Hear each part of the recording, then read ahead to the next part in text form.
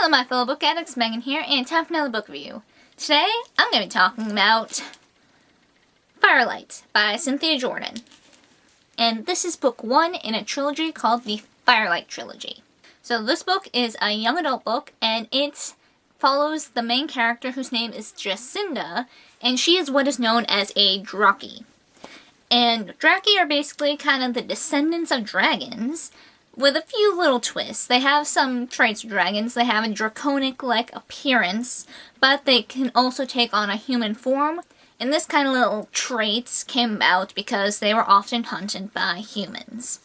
So being able to switch into human form is kind of like a self-defense mechanism. And it's also this community's largest guarded secret.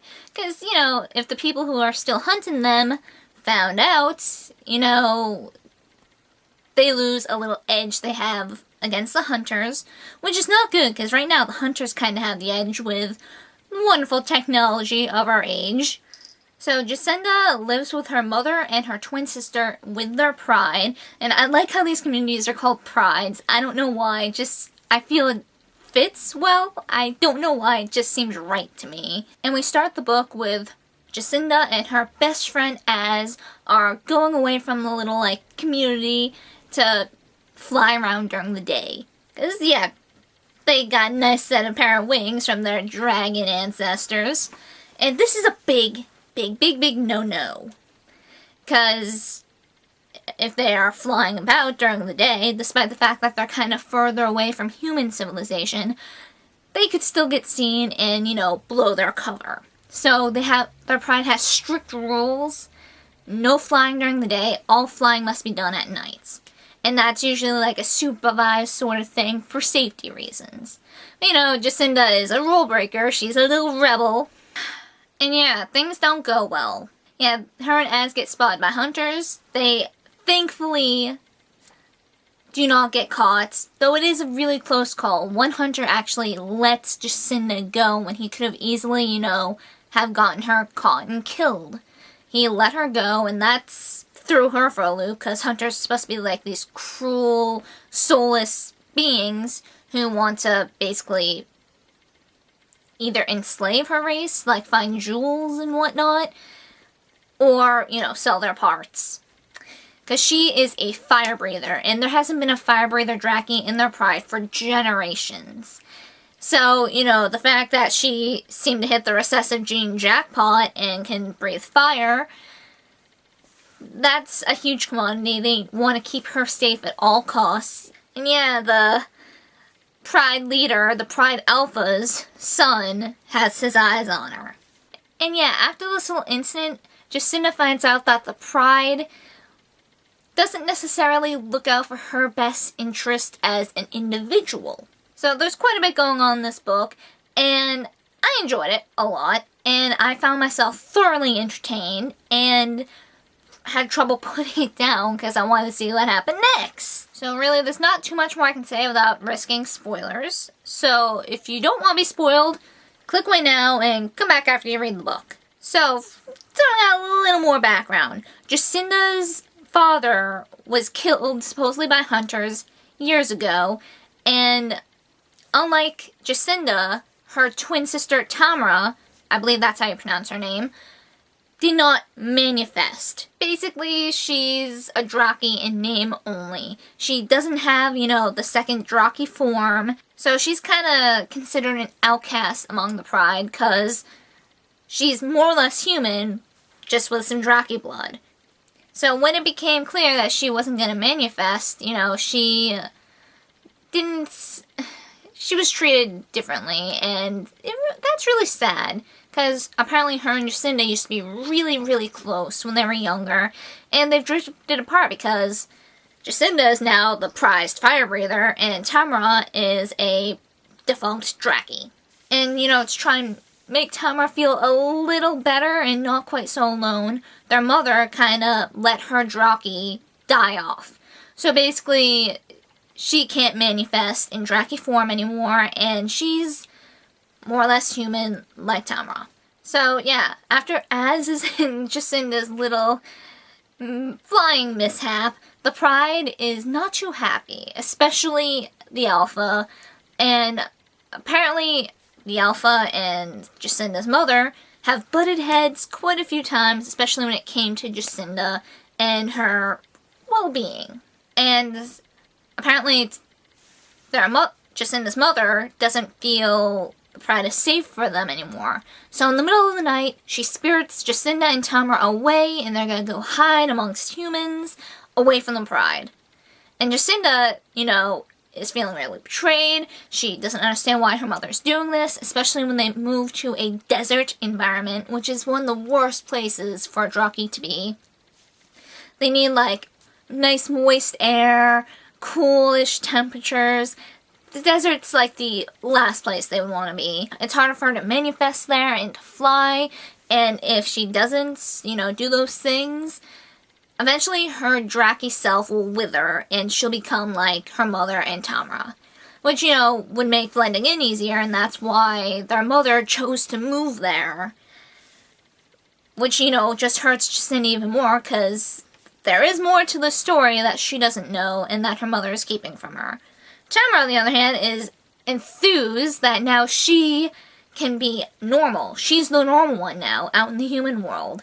While Jacinda is the outcast. So we got some role reversal there. Things are made even more interesting when, that hunter I mentioned earlier, the one who let Jacinda go? He apparently goes to the school that her and Tamara are enrolled in now. So that adds an interesting level of drama. So, ironically, Jacinda finds herself feeling more alive when she's around this hunter, whose name is Will, than without.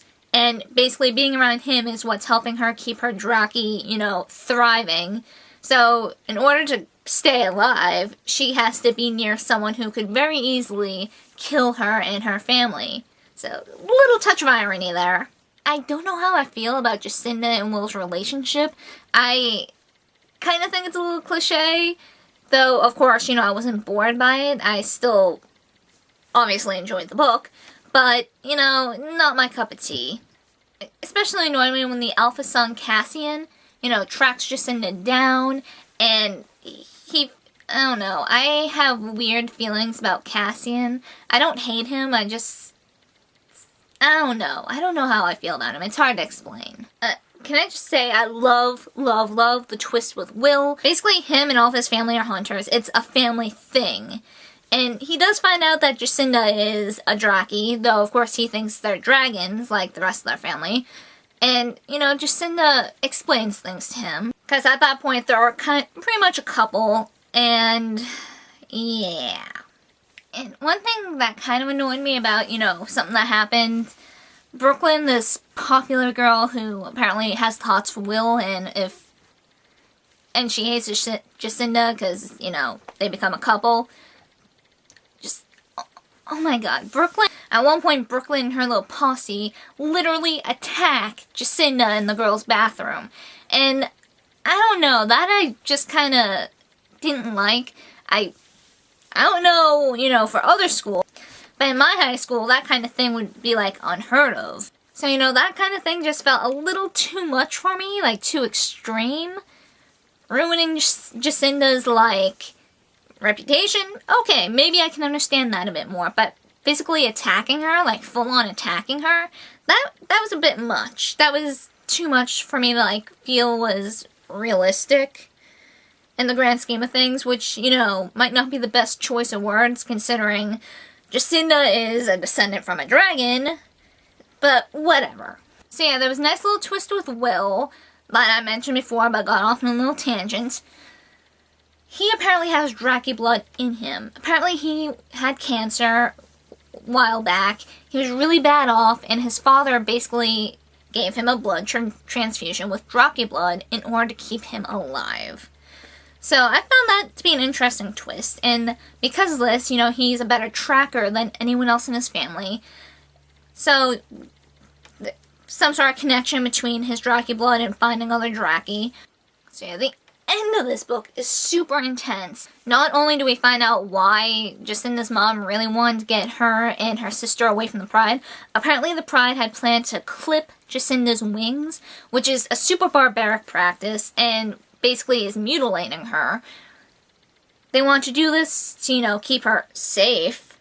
So there is a legit reason why Jacinda was taken from the Pride by her mother.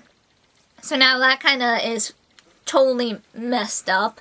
Jacinda's gonna be having more trouble because apparently she kind of had to reveal herself to a huge bunch of hunters who were at a party. It was to save Will, or try and help Will, I guess I should say. And in doing this, she kind of reveals her Draki self.